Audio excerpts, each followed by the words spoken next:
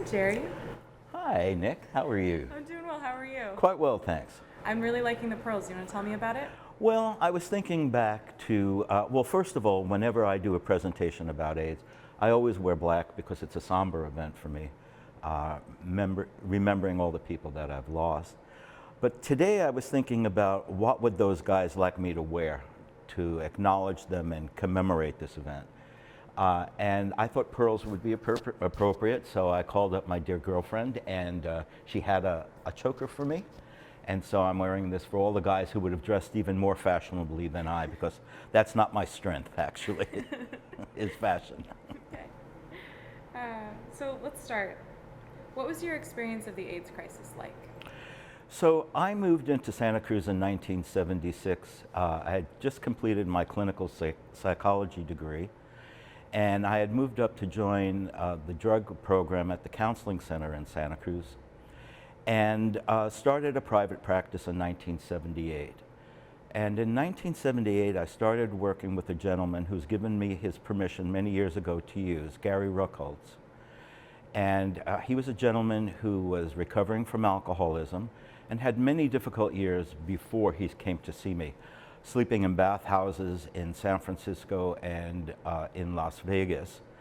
And the first year or two we worked well together, and then he started getting physically ill. And in 1980, he was diagnosed in San Francisco with gay-related immunodeficiency disease, and was one of the first 200 people in the United States to earn that diagnosis. And he was sitting in my office in Santa Cruz at that point in time. No experience. The only thing I had from that day was I was subscribing to the New York Native, which is a gay and lesbian magazine in New York City at the time, the only national publication at the time in the United States. And they began to report incidents of gay cancer in 1981, which we now know was Kaposi sarcoma. So I read these articles and I knew something terrible was happening and that there was an impending health crisis. And when Gary received his diagnosis in 1981, I realized that it was critically important that I get educated about this. By 1982, one of the very favorite university professors at UCSC started getting ill. Jeff Braun was his name, Charlie Braun, sorry. And he taught psychology and personal growth. And so students really, really enjoyed him. It was a favorite class. And unfortunately, students began to watch him fail, do worse and worse. And then finally, in 1982, he contacted me to ask for assistance to try to understand what was going on and to try to get some help. 6 months later, he passed. And then at that time, the medical director of the University of Santa Cruz, Sam Singer, started developing symptoms of AIDS also. He was teaching Bio 1 there and was a huge class, 175 students.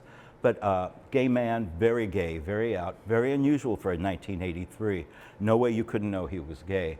And favorite class. People stood in line to try to get in for his class. Very entertaining fellow and a former lover of mine. Yeah. So it became more and more apparent, especially in the university, their beloved professors were beginning to die. And I was beginning to get called in more and more to hospitals and to rehab centers, places where there was conjugal living, and people were afraid what was going on, especially in drug rehab and alcohol rehab centers. There was huge concern in those days, the old days. People used to share razor blades back then, and toothbrushes, which were the ways that you could actually share HIV if you're in a conjugal living situation. So the first 6 months to a year in 1983, I went around pretty much all the treatment centers in Santa Cruz and then in San Jose and Monterey to offer education about how to forestall the spread of HIV in conjugal settings. And was quite busy with that, but even more busy with the worried well. So by 1983, there was buzz everywhere in the United States. Something was going on, but no one knew how it was spread. You have to remember, we hadn't even identified the agent yet. So HIV wasn't named yet. just people were getting sick and then dying 6 months to a year after they were diagnosed. And that's what we were left with at the time. So the people were calling me up on a regular, I would get 10 to 30 phone calls to my office every day from the worried, well, can we share bathtubs, hot tubs? Can we go swimming together? Can we share towels? What about on the beach? Can we sit on the same towel?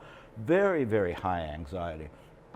My dilemma was that we didn't have much science behind us yet. We had epidemiological information which gave us some sense of how the virus was spread. For example, we knew it wasn't casually because there were people sitting in the room with people who were sick but were not getting sick themselves. So it didn't seem to be spread by aerosol or speaking or coughing or sneezing. So there was some relief that we could sit in a room with someone and touch them and be kind and caring to them. And that's what we tried and what I tried to do to educate folks.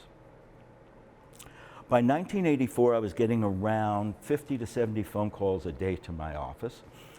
This was solo practice. I had no one to answer the phone. It was just me in a room, seeing my clients and answering the phone, and realized that this was just impossible. I couldn't possibly do this on my own.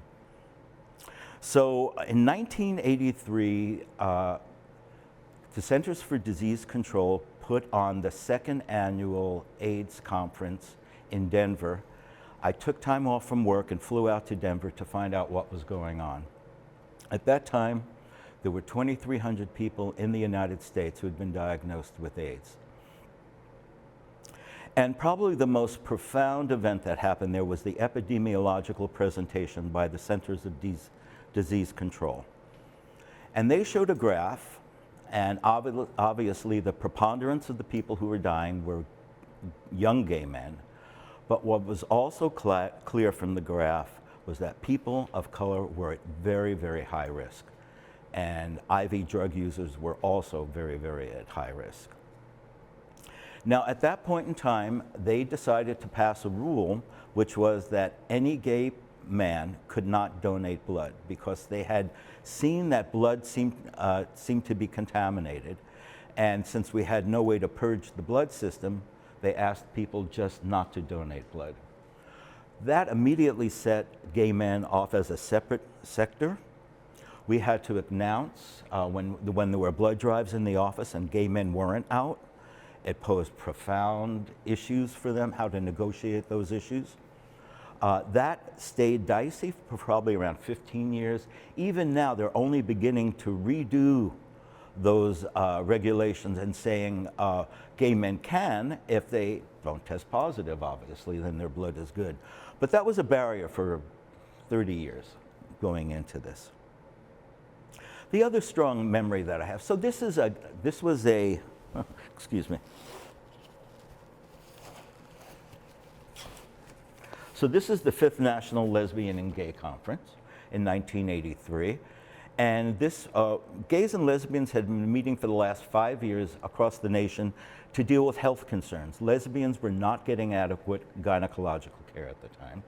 In fact, most gynecologists were men, as you probably imagine, and they very rarely had the word lesbian past their lips at all. It just wasn't part of the work in those days. And so I'd been to some of these health conferences before, but this was the first one that was focused on AIDS. And what was most dramatic to me about that is there were around 50 men who had AIDS at that conference. And they formed their own group, and we had our first plenary session. The people with AIDS asked to speak. And they stood up and they said, "We've met, we are not victims of AIDS." That was their very, very first statement. We will not be victims, and we will not be treated like victims. And this, of course, we know later becomes the mantra for ACT UP later on. But back in '83, it was clear even then, people with AIDS were going to be empowered. They wanted to participate in treatment, which was a radical concept back then. That wasn't happening at all. The medical establishment was very apart from the patient populations that they were treating.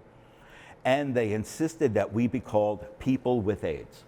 Not victims, not patients, but people with AIDS. And from that day on, that was the nomenclature that was used in the United States and then became nationwide. The other thing that was notable about what was happening at the conference at that time was that there were very few resources available to address this concern. And obviously the major urban areas were quite impacted.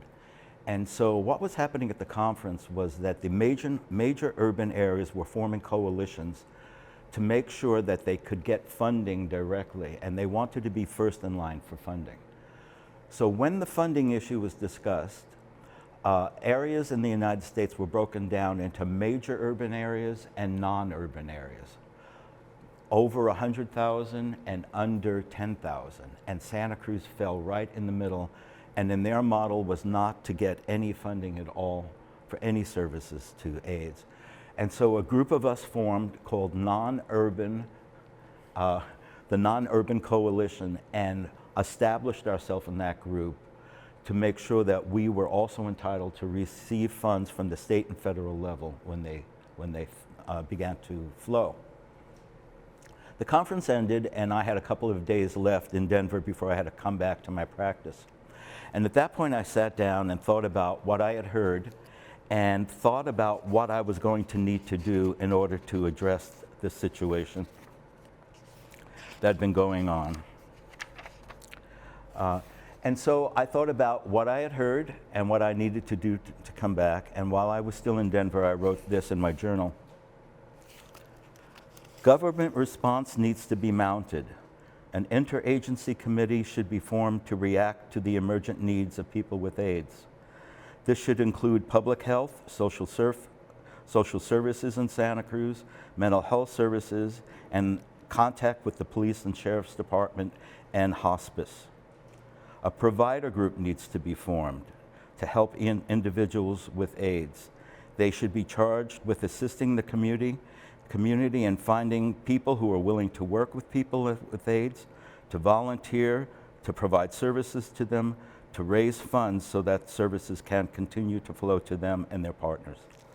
And with that thought, I came home and immediately set up an appointment with the director of health here in Santa Cruz, George Wolf, told him about the conference, and asked him to declare a public health crisis in Santa Cruz County so that we would be available for funds if any public health emergency funds should occur. But also, and we discussed this at great length, strategically this was not to be a gay crisis.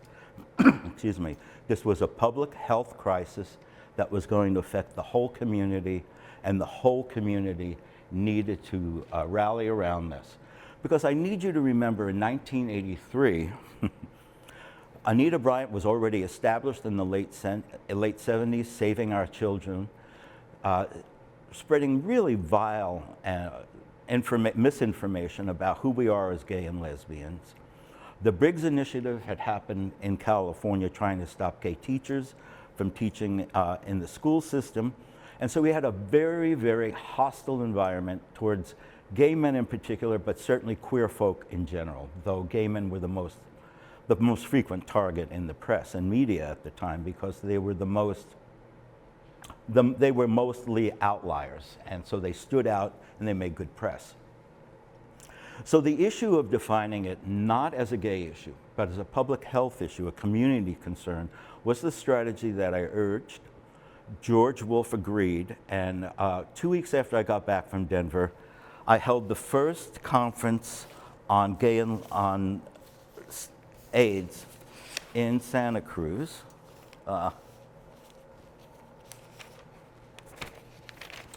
And so 175 gay men showed up in September, and I have to say this was the most difficult training I've ever done in my life. Why? Because I had to convince men to use condoms. Okay, these were gay men. Many of them had never had any heterosexual contact at all. Most had never seen a condom before. And I had to do the first Condom 101 demonstration in September, showing them how to buy them, how to open them up, how to use them, and urging everyone to use condoms. And people thought I was crazy. There was dead silence in the room. There was uproar at the end. But what changed everything was that Gary Ruckholz, the client I've been treating since 1979, who now has a formal diagnosis of AIDS, was willing to go to that meeting, stand in front of people, come out as a person with AIDS, the first person in Santa Cruz to do so, and urge people to listen to me and make sure that they do the right thing, don't spread the virus, and to take care of themselves. Because that was so well attended, the Department of Public Health asked me to do the workshop again, and I repeated it again in September. And at that point, I asked people who were interested in helping to come to a community-based meeting because I wanted to propose the idea that we form the Santa Cruz AIDS Project. And so after that meeting in September, around 70 people showed up from the community. I outlined the model, which I'll talk about in a few minutes, what I proposed to be a helping model for people with AIDS, and around 40 people signed up initially to start donating. Now at that time we had around 5 or 6 people who had frank AIDS. Now, without going into too much detail, where we were with AIDS back then is where we were with heart disease in the 50s. People didn't know they had heart disease until they had a heart attack. Okay? There were no diagnostic tests for heart disease. So you ended up, heart disease meant you had a heart attack. Similarly with AIDS, we had no diagnostics.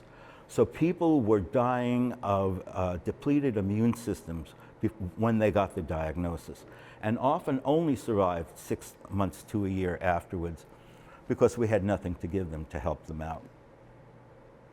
And so what was critical is that people were crashing quickly. You'd get sick, and in 3 or 4 weeks, you couldn't leave your bed. And so people were starving in their homes.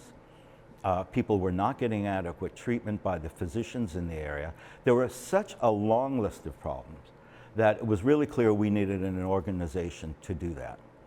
And that was formed in 1985 when we got our 501c3. What I proposed and what the community accepted was a model of what we would be doing in SCAP until the AIDS epidemic was resolved.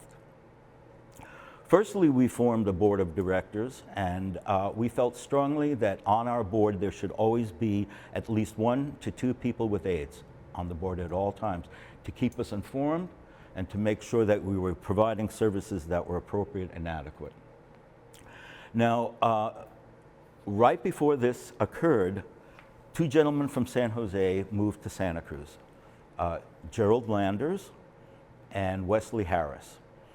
And what made them unique is they were the first couple who had AIDS that moved to Santa Cruz, and they were the first black couple, gay black couple in Santa Cruz that I knew of since I've been here in 1976.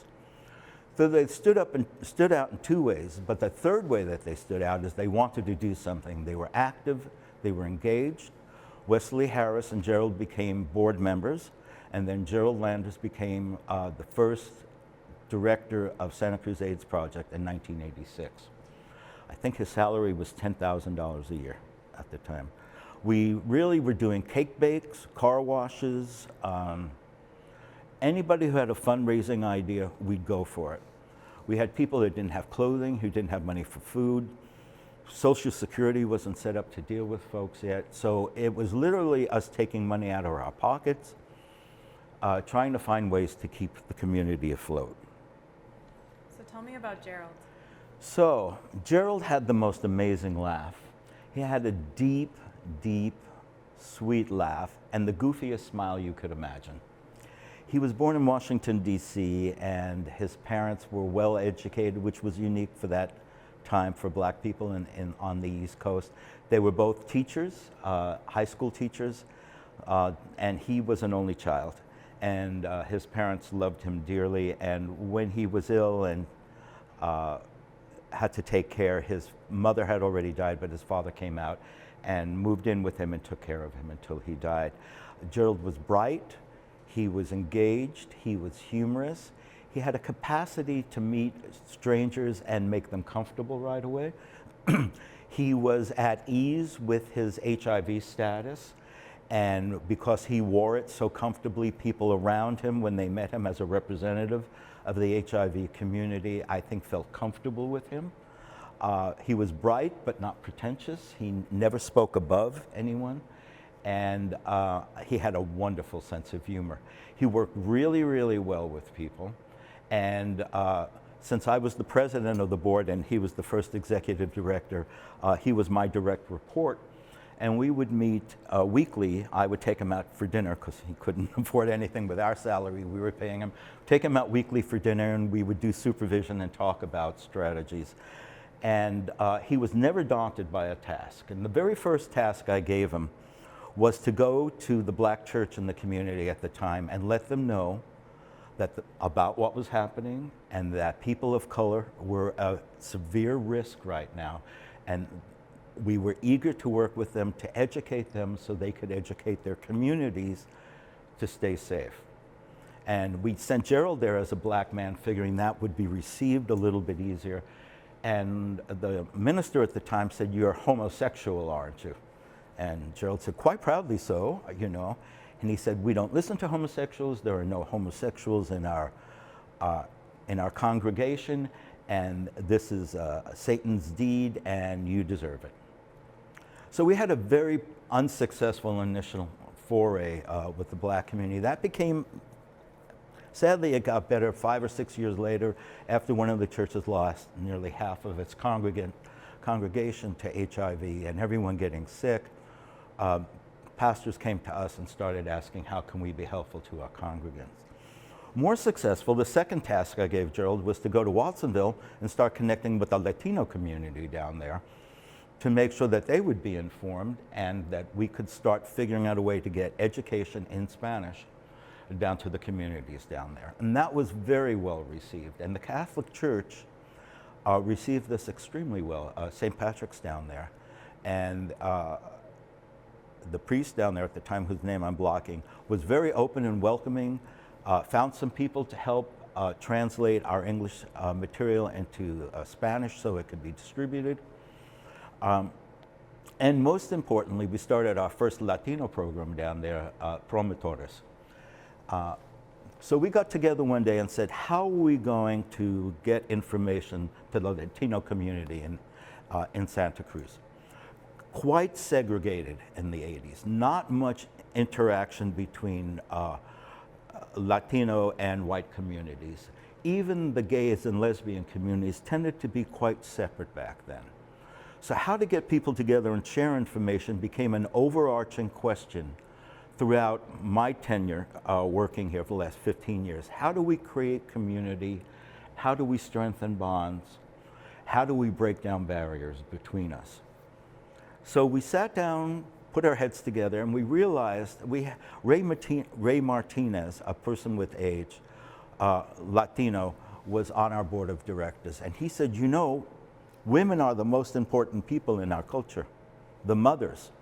So we thought about it, and we came up with this design called the Promotores, which is we identified 10 valued women in the camps in South County, the farm camp, migrant camps, who were well respected by their communities.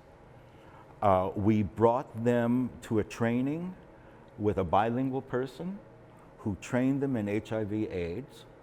We trained them and we asked each of them to speak to 4 women friends, so like a Tupperware party, and share the information quietly and ask each of the women to share the information with their husbands or boyfriends.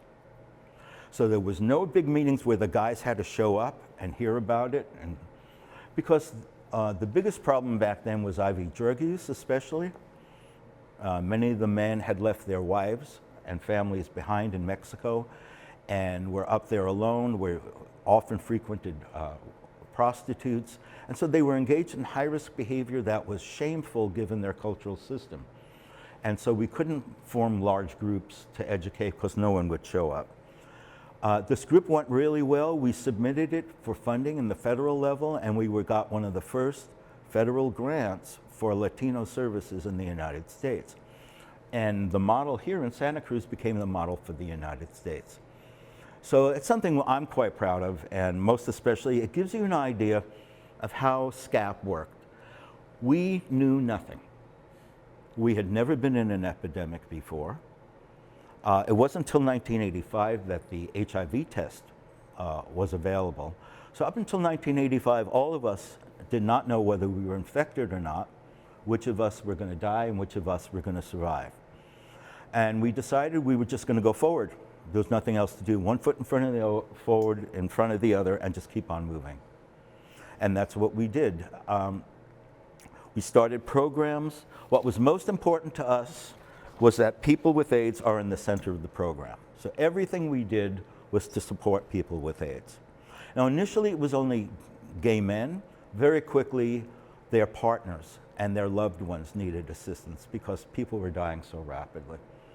Shortly after that, by 1986, women began to show up with HIV/AIDS, and we started setting up, for safety reasons, we decided we'd segregate the groups, and we'd have women's groups, safe for women so they could express their concerns and not have to deal with men who were perhaps a little less enlightened in those days about gender issues.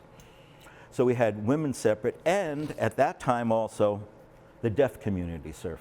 So I have with me right now a picture of Gerald, the first executive director, Gerald Landers, and Bob Sorensen, who was the first executive director of the ARES project, the San Jose AIDS project, circa 1989. One of Gerald's critical responsibilities was networking and partnership. This was our primary strategy since we had no funds, no resources, and we were a hated subgroup. The goal was to form as many alliances as possible and have allies' voices speak for us as frequently as possible to try to normalize the situation, in keeping with the concept of this was a public health issue rather than a gay or a queer issue. And so his responsibility was to network with all the other AIDS projects in the area. Now, Monterey AIDS Project didn't form until 1990. I was helpful in helping them form. But San Benito had no services, and San Jose only had public health doing services until ARES was formed in 1989, a queer-driven nonprofit to also provide services. One of the other interesting things that happened around collaboration was the issue of the deaf community, which often isn't talked about. So when I was down in that conference in Denver, what was clear was there was high anxiety about people getting education about what was happening to stop the prevention of AIDS. And of course, the deaf community had a significant problem in interfacing with mainstream society to get information and stay current. Parenthetically, my current husband, who I was dating in 1980, was studying sign language. And when I was dating him, he would hang out with friends who were also studying sign language. So we would go out to dinner, and everyone would be signing, and I'd be sitting there staring. I said, okay, I'm going to learn some sign language. So I went to Cabrillo College, and Jan Alicon, who was the first American sign language teacher at Cabrillo College, was teaching some classes. When she found out that I was a clinical psychologist and interested in learning sign language, she became very excited. There were hardly any services to the deaf community back then. And so she was very supportive in me learning sign language and starting to work with the deaf community. So by 1982, I was seeing two to four deaf clients in my practice, and they were starting to get ill. And so I found out that there were avenues where deaf folks could meet, and we could start doing education in the deaf community.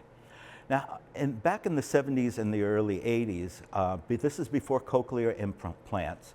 So if you were deaf, you were deaf, and there was a split in the community. There was deaf pride, and there was deaf shame. So for the hearing families who had a deaf child, there was shame about the child, pushing the child to learn oral skills, encouraging them not to use sign language. And then there was deaf pride, where people go into deaf universities and deaf schools and only learn sign language, okay, and be proud of that. That schism created a tremendous amount of problem within families. And if we add deaf and then another minority, gay or lesbian on top of that, these multiple minority statuses really put the deaf community at very, very high risk for AIDS. One of the things we would tell young men frequently, especially men coming out who were at very high risk of contracting AIDS because they did not feel empowered to negotiate with their partners about what they were going to do or whether they would use safe sex. Well, what would you do when you're deaf when you can't even speak?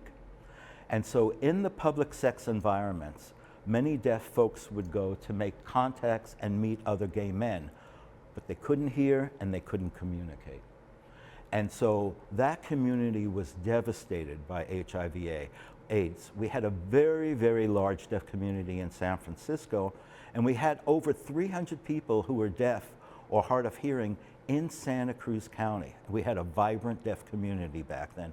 We'd have silent weekends, and so you'd go away, if you were hearing or deaf, you'd go away for a weekend and no voicing could be used. So for students, that was a great place to learn. And for me to do education, it was a great place before dinner to stand up and do a 15-minute presentation about how to use a condom. I was doing a lot of that. I was the condom man back then. I always carried condoms with me. Interestingly, the director of hospice, Joanne Simpson, was a sign language interpreter before she became director of hospice.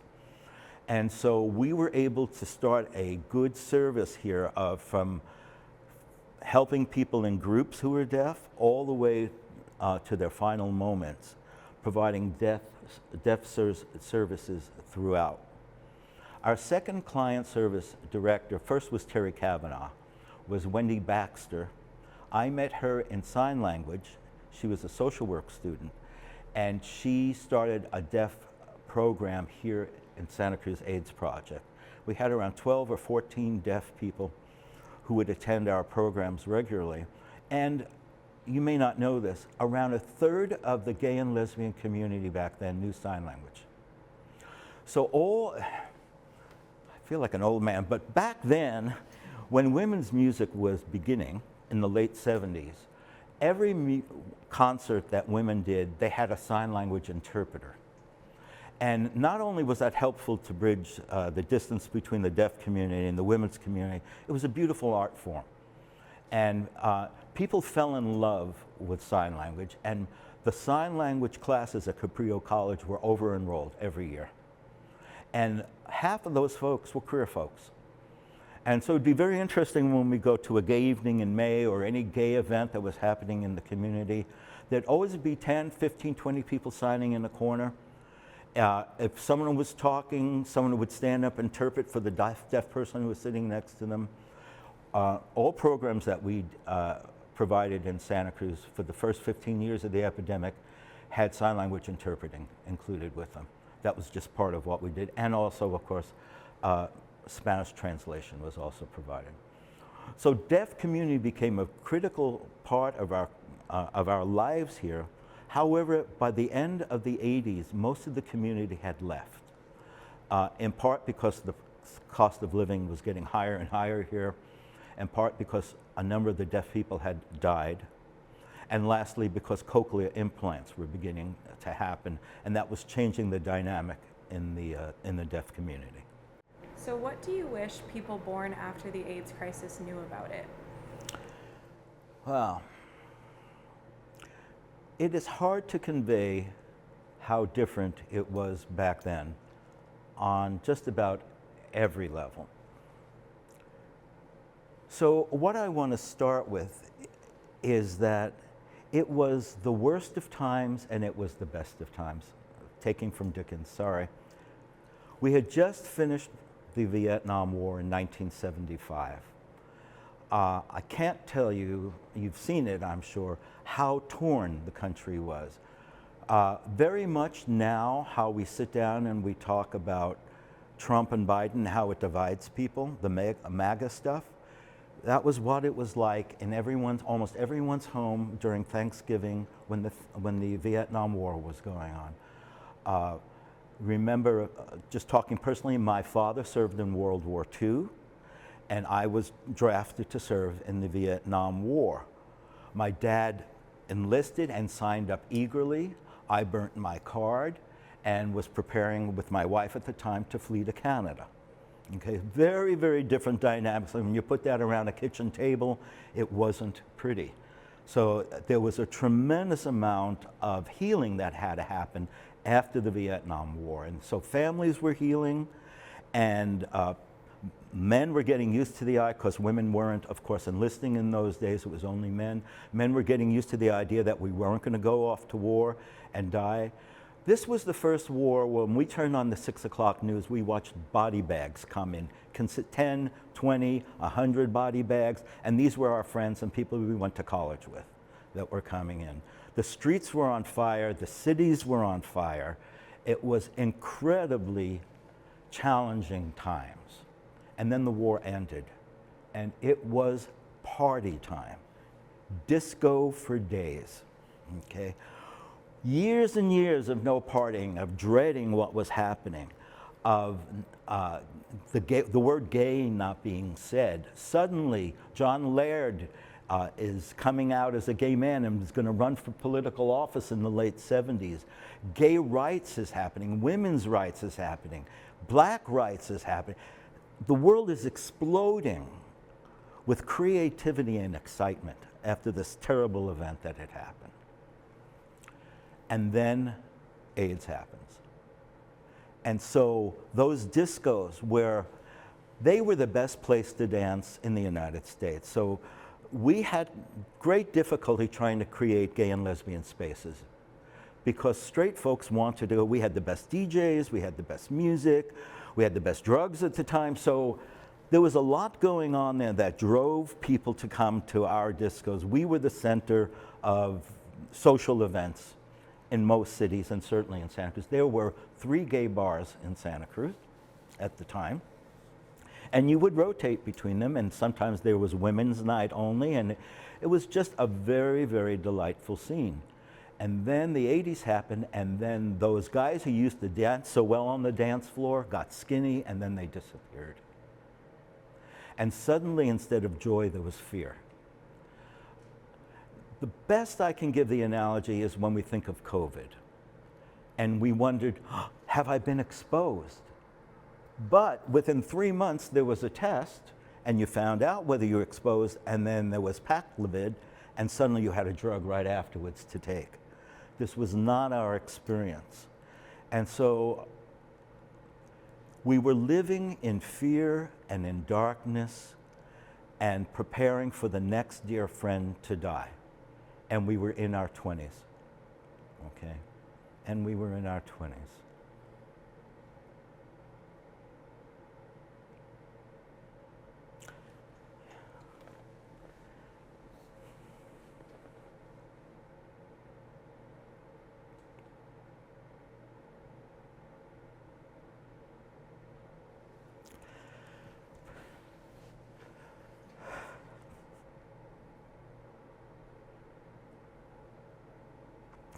I remember speaking to so many parents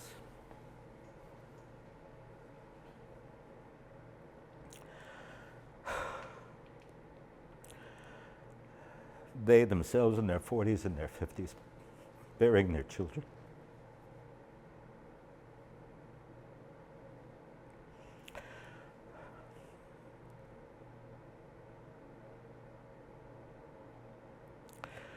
We set up a buddy system so that people with AIDS would have someone available to them 24 hours a day, 7 days a week, just to be there for them. My first buddy, who I was buddy to, was Michael Perlman.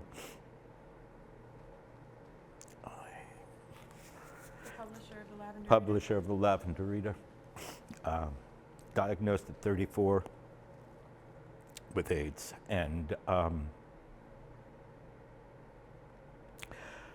just the challenges we faced. His parents were not accepting of the fact that he was gay and lesbian. They were wealthy. They did not provide any support for him. The challenges we had, finally at the end, they did relinquish and paid for his rent at least as he was dying. The second person I was a buddy to was Wesley Harris, who was on the board of SCAP in the beginning. It's hard. It's hard.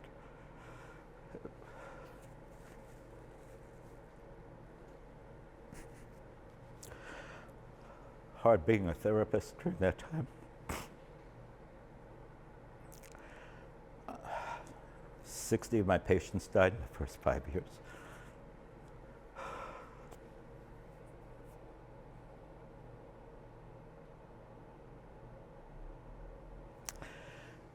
I did 50 of my friends.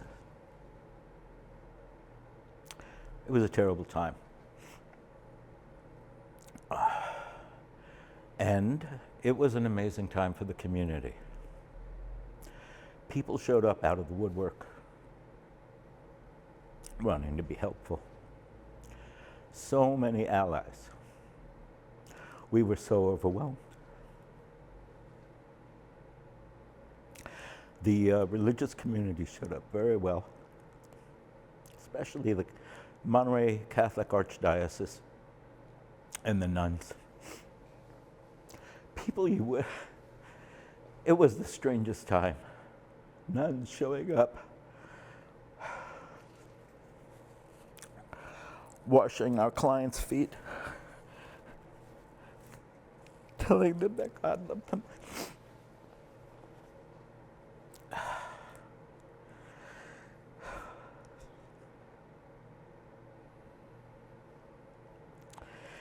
And we had to find a way forward. In 1988, we decided it was time to laugh. We were so inundated with bereavement and grief. And someone said, let's put on a comedy show. Let's do the last laugh. And so here were all these guys, so skinny,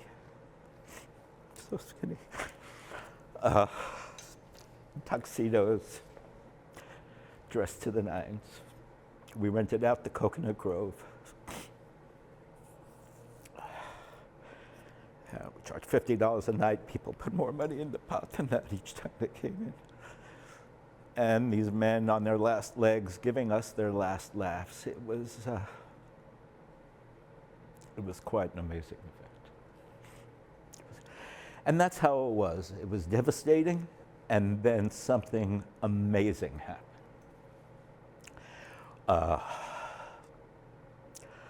But I can't find any great silver lining. It was terrible.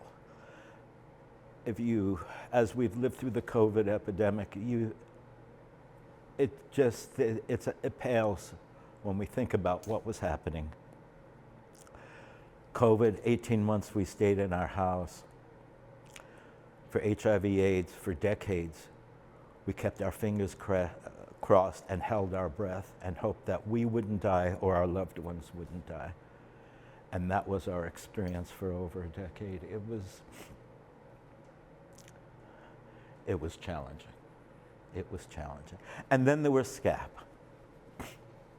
Like-minded people getting together, being goofy and making sure everyone ate well, and homemade cookies, and bucking everyone up and tickling each other when things were down. And there was always a joke book somewhere when someone could pull out a joke and make someone laugh.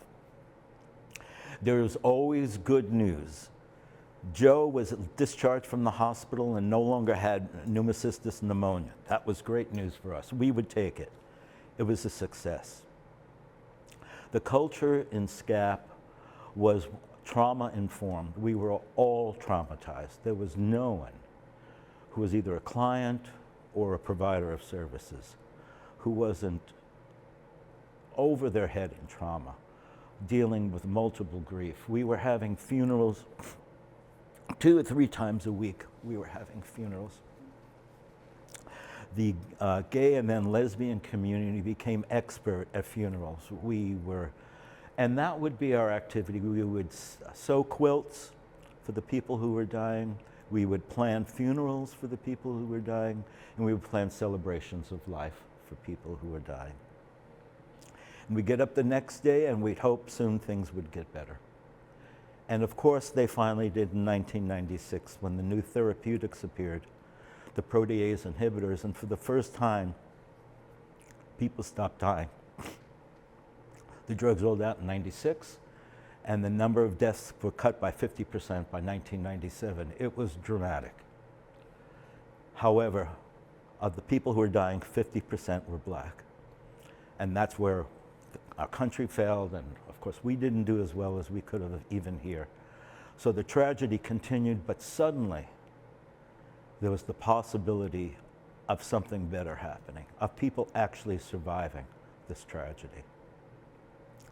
And that brought us tremendous hope. Then we refocused, and that was how to get the therapeutics to the people who needed them. They were incredibly expensive. They were brand new. They were not being produced en masse yet. There were 250,000 people dying of AIDS at that point in time in the United States.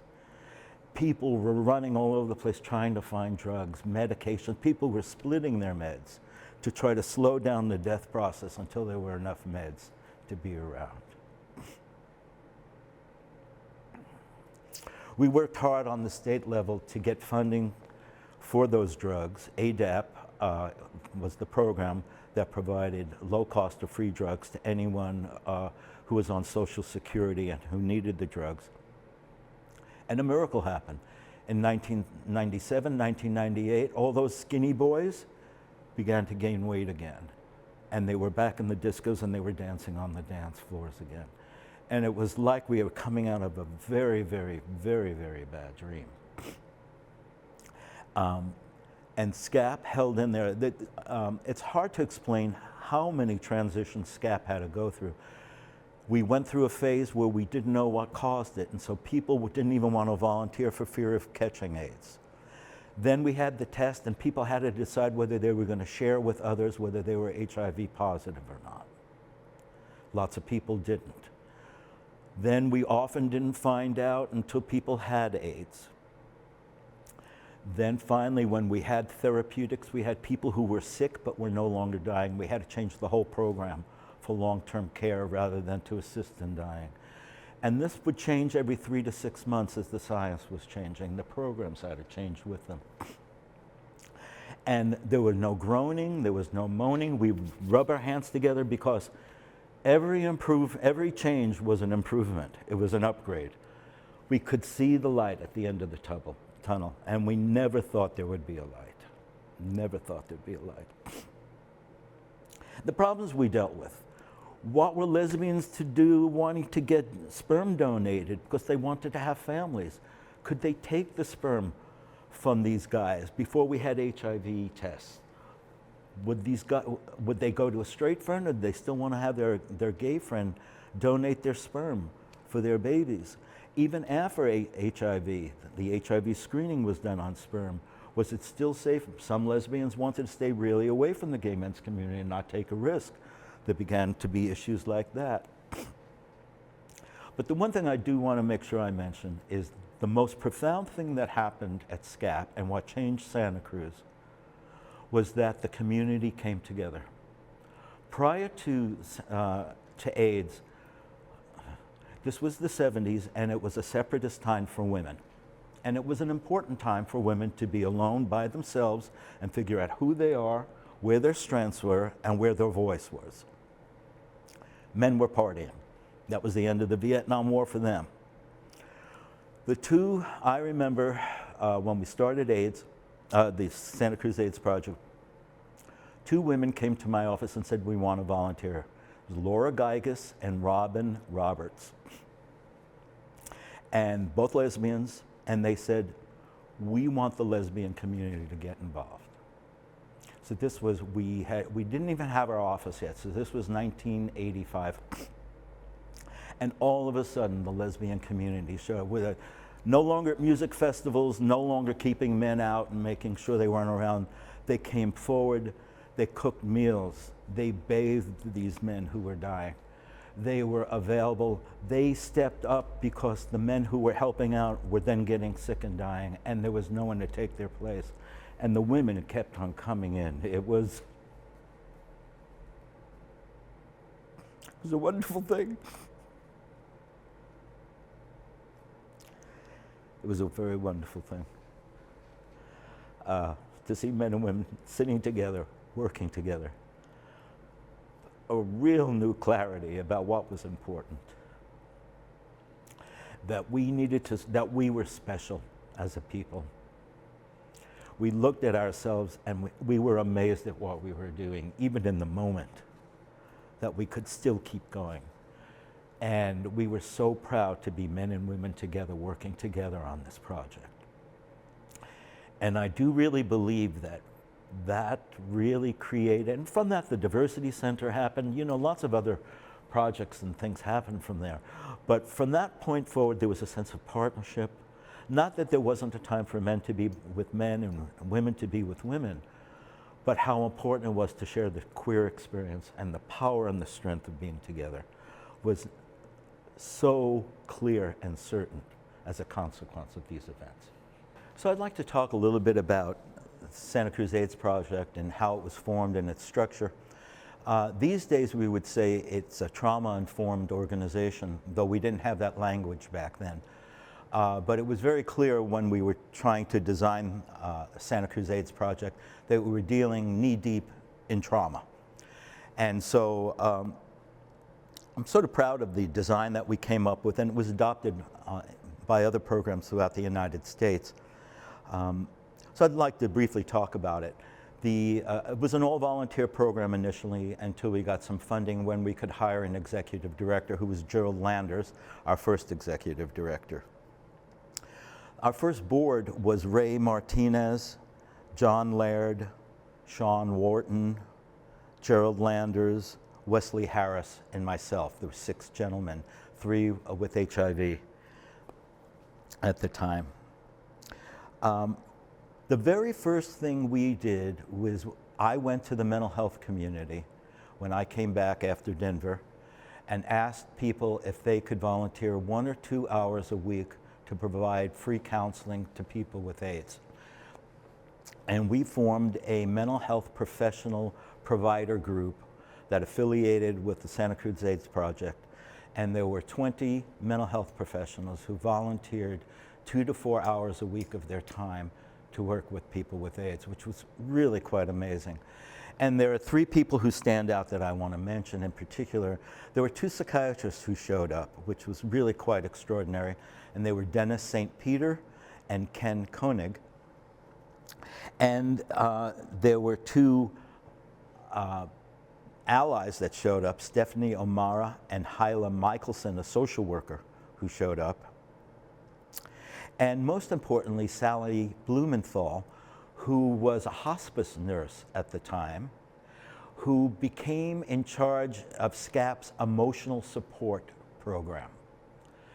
And what she did was make sure that everyone who volunteered had a place to go if they needed support. So in the mental health providers network that we had, once a month we met and we just did a support group with each other. And we didn't talk cases. We talked cases every week, but then we had a separate event that was just for emotional. I mean, we were seeing people were dying. We were having more death at our practices. We were all young people. None of us were older than 40 at the time.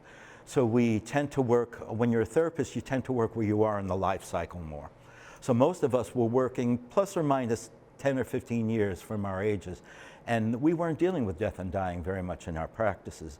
But that's all we were delivering to them from Santa Cruz AIDS Project, for people struggling with these end-of-life concerns. So that was one area for support. When we set up the Buddies program, it was a 3-day training from the Shanti program from San Francisco. Sean Wharton went through the program and then started training people using the Shanti model down here. Everybody had to everyone who was a buddy to a person with AIDS had to agree to attend a weekly support group. We saw our volunteers as the most valuable resources we had. And while we couldn't pay them, we could give them as much support and care as we could. We had people who did nothing but bake cookies and brought candies to these events to make sure that people were feeling nourished and cared for. The other group that I especially want to honor was the public health nurses in Santa Cruz County. And two names in particular, Betsy McCarty and Michaela Barkis.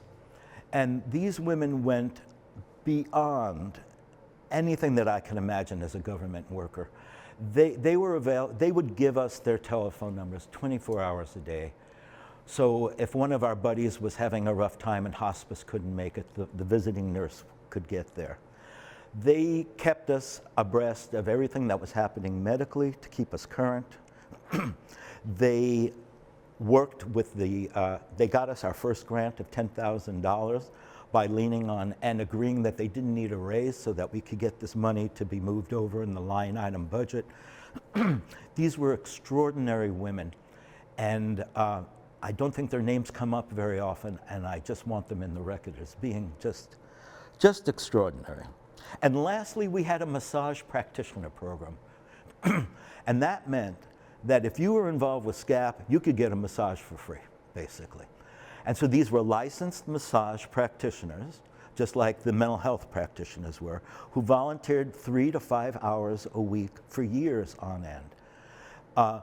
When people with AIDS couldn't be touched, people didn't want to touch them, these men and women would have these folks on their massage boards touching. First time they would get touched to their bodies sometimes. Just the men and women I spoke to who received our services probably listed that as the most valuable resource. It grounded them so and reminded them that they were human. Took them away from their disease and reminded them that the body could be something wonderful and beautiful and could bring pleasure. And that was a wonderful event. So those are some of the things I want to say and make sure the names are honored for Santa Cruz AIDS Project. Thank you. Now you asked me the question of what would the world be like today if we hadn't lost all those people? And I think that was the saddest question for me to contemplate leading up to today's visit. These were really amazing people who died.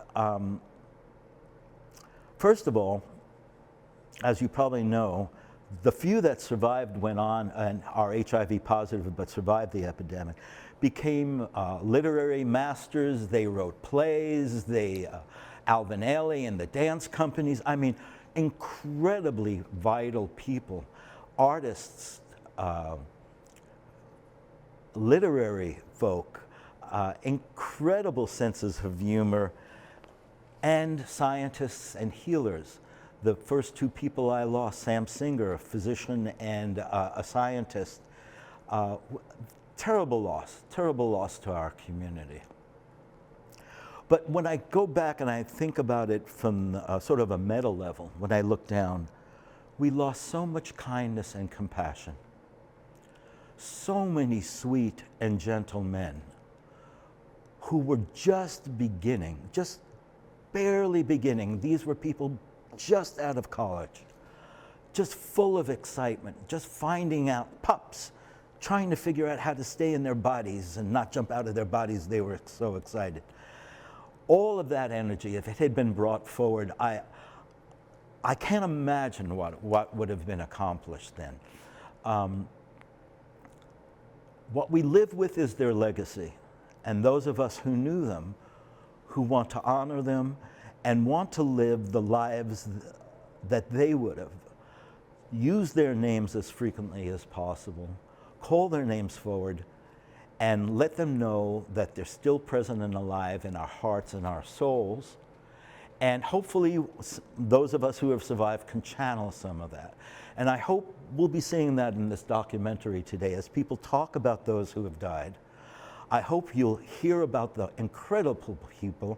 I have some people I want to name in a little bit, but I think what you'll hear more often than not, this was a creative, loving, caring bunch of people who could have made the world a much better place than it is today. And I'm very saddened that none of you have had the opportunity to have ever been on the planet the same time they were, because they were extraordinary, extraordinary people.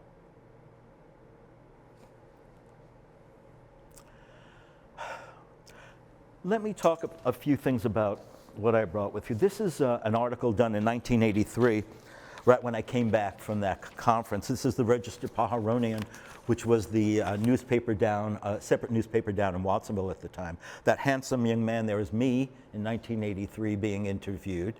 And this is what happened when I came home. Good times, the Sentinel, the Register Pajaronian. I started doing individual interviews, starting to give the bad news that there was an epidemic about to be arriving.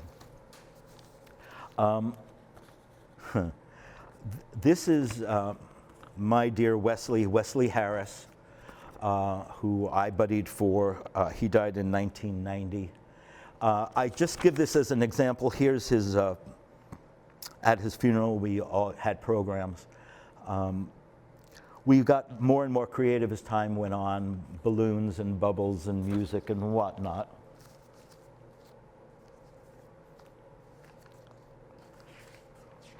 One of our really, really wonderful guys, I don't think he would have identified as trans, but probably non-binary back then, was Gilbert Moreno, and he was a character. He was an artist and he was theatrical. And so whenever there was time to put on a boa, he was in boa, full boa, whenever he could. He was just one of the guys in the community that when you wanted a party or something to happen, you asked Gilbert. And he had a gaggle of folks around him, and he just did a wonderful job being himself and being outrageously gay. And sadly, he died. This is in 1990. 1990 was a very bad year for our community. Here's 1990 page headline in the Sentinel. Robert Corns, who was a physician in an emergency room here, he was on the board of the Santa Cruz AIDS Project. He died in 1992. In 1992, I stepped off of the board of the Santa Cruz AIDS Project and stepped onto the HIV AIDS Consortium in Santa Cruz.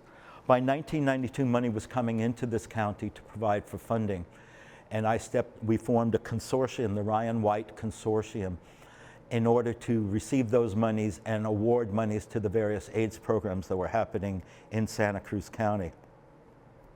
Ryan White was the only time that Ronald Reagan was able to deal with the concept of AIDS.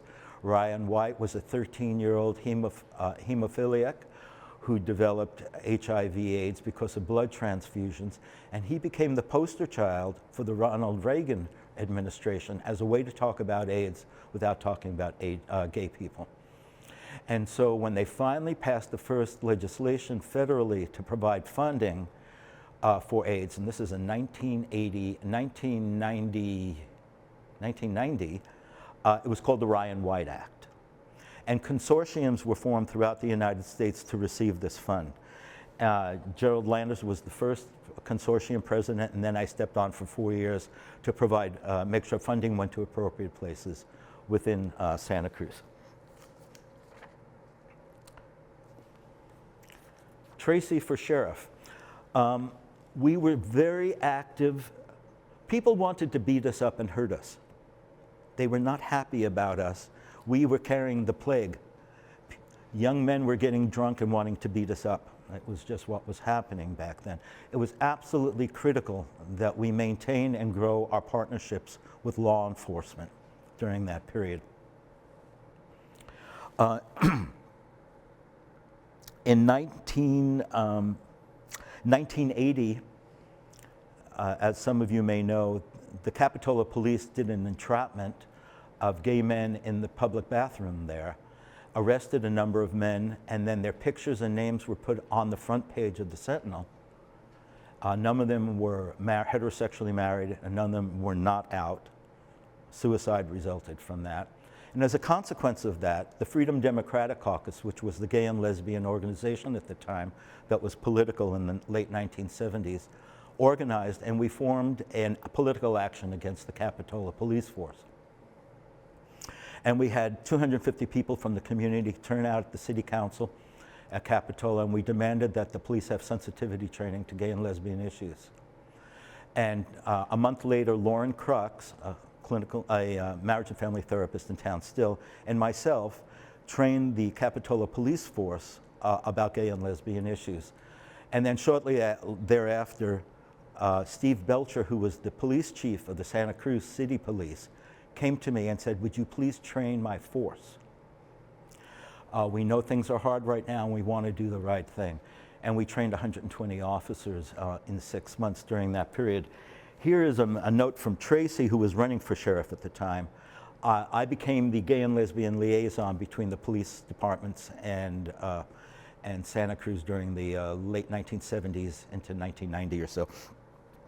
And just an example, they knew we were out there. When we attended their events as the gay and lesbian community, they thanked us for getting involved. We were a presence there. We wanted them to know we were a presence, and we wanted them to take us seriously. This was a very important activity that we did too. And then in 1995, we had our first gay and lesbian business association form.